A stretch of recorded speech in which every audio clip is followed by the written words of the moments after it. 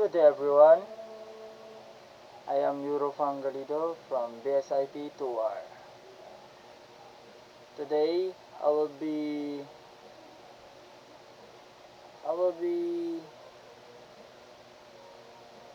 demonstrate how to create basic wireless network using Cisco Packet Tracer. Ang unang step natin is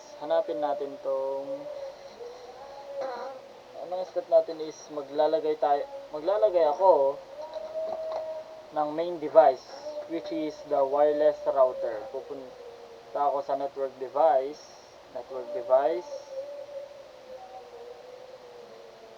network device.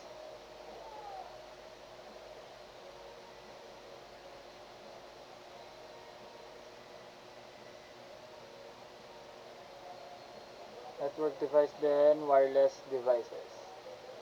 Wireless devices, and at idadrag ko ang home router papunta sa workspace. Ito ang magiging central ng device network. Drag.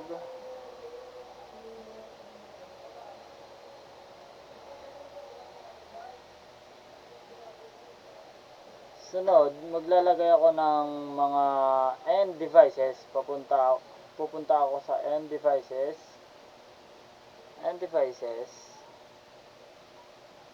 At maglalagay ako ng 4 na smartphone at isang laptop, kasi yun yung mga device dito sa bahay. 4 na smartphones.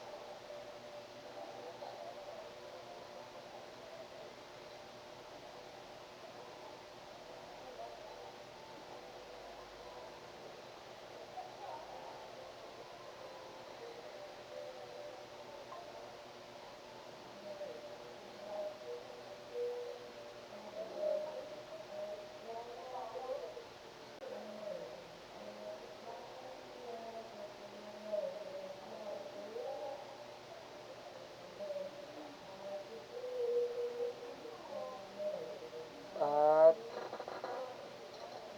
isang laptop.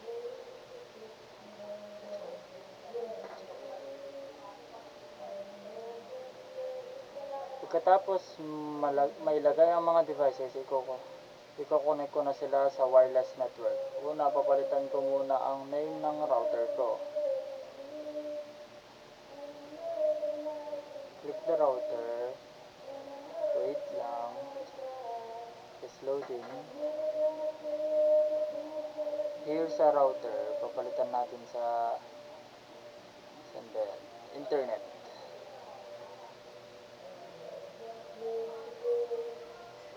Internet pa.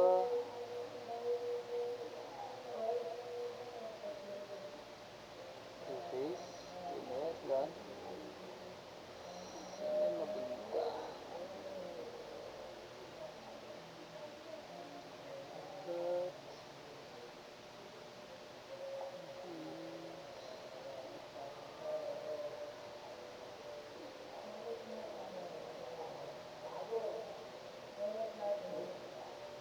Username, password.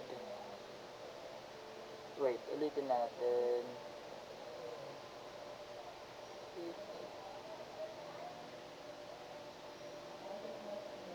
Wait naman, loading.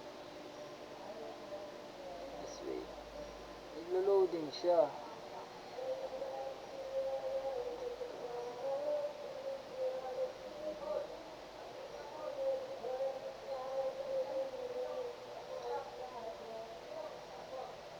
Just wait, I'll check it.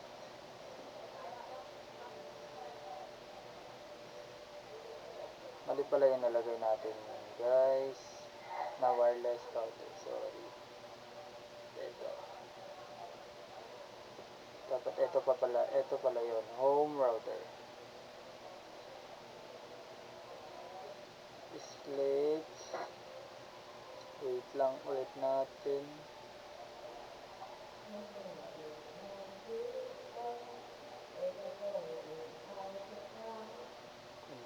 Oh, yun. Dito na tayo. Click wireless. 2.4G. Palitan natin tong default na sample.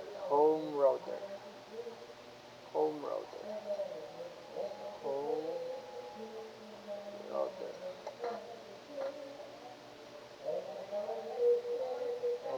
natin. Pwede na natin close yan. Pwede natin mapalitan. Para sa smartphone, i-click ang bawat device papunta sa config tab. Ito sa config tab. Sorry po dahil sa kumakanta. Config tab. Then wireless. Papalitan natin tong at isi-set ko ang SSID para tumugma sa router. Siguraduhin ko na naka-on ang wireless at tama ang settings bago kumonek. Uulitin ko ito sa lahat ng smartphones. Home, lagay lang natin yung nilagay natin dito. Home router.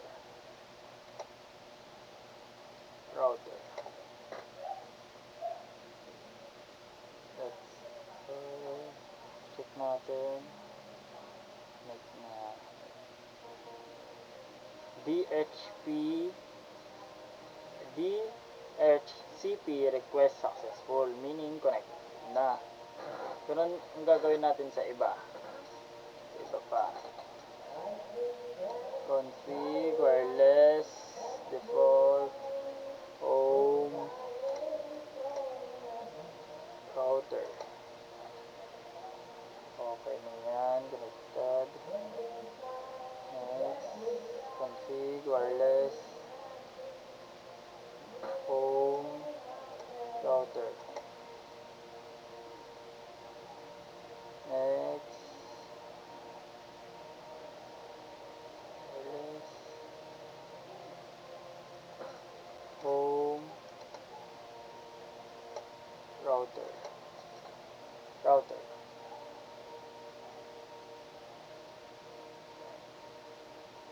Para naman sa laptop, i-click ko ito.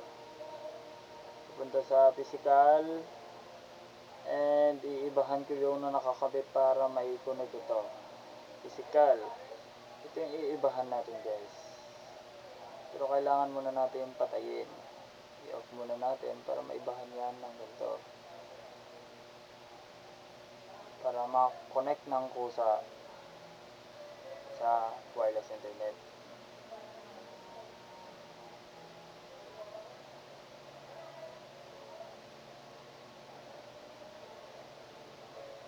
From there, pipili ako ng wireless network at magko-connect sa router. After that, wait lang natin, guys. Click.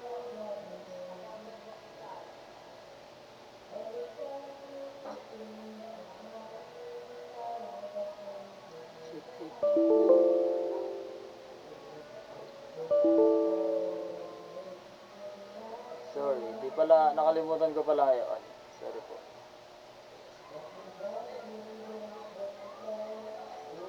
Yan na, connected na yan.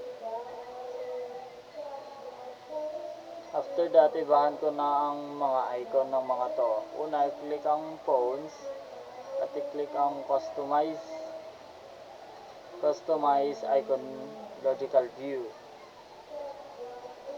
So, mag-click yung yan, click browser, hahanapin yung file. Files. Saan ko na nga ba nilagay yun?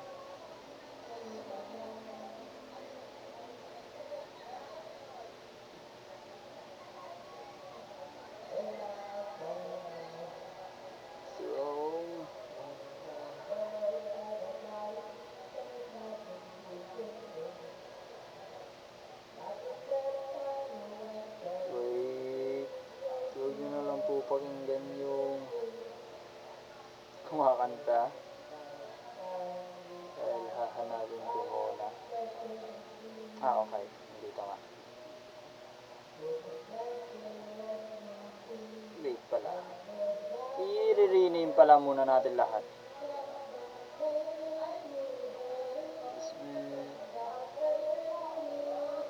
iPhone, phone, 11. iPhone 11. Next, iPhone XR.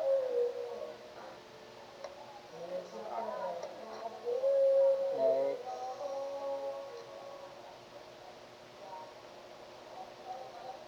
Redmi. Redmi. Next, Vivo. Vivo. HP. HP laptop. Ito natin ma-rename, pwede na natin ibahan yung icon. Ito mali ito. Mali po yung napindot yung file dito. So, nagkamali. iPhone XR, and then napalitan na po ang iPhone XR. Next po natin to. Ganun lang po yung gagawin sa iba.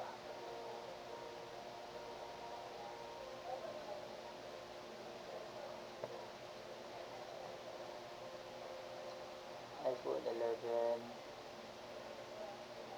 Okay na. So, Vivo.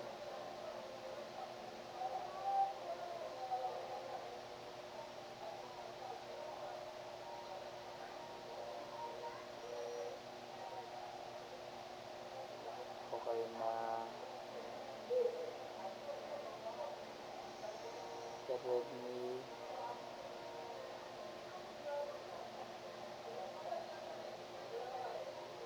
Redmi.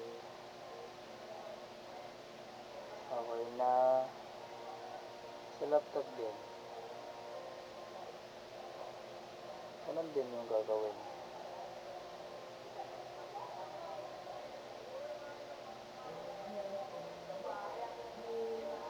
Makikita sa screen na may mga dot lines na lumalabas papunta sa router na nangangahulugan na successfully connected ang mga device.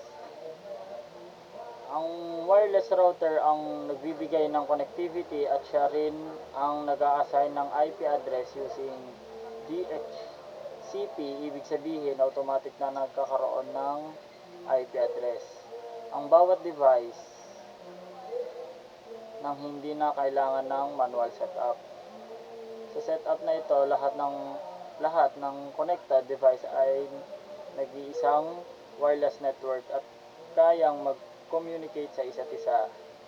Sa kabuuan, successfully akong nakagawa ng isang basic at functional na home wireless network.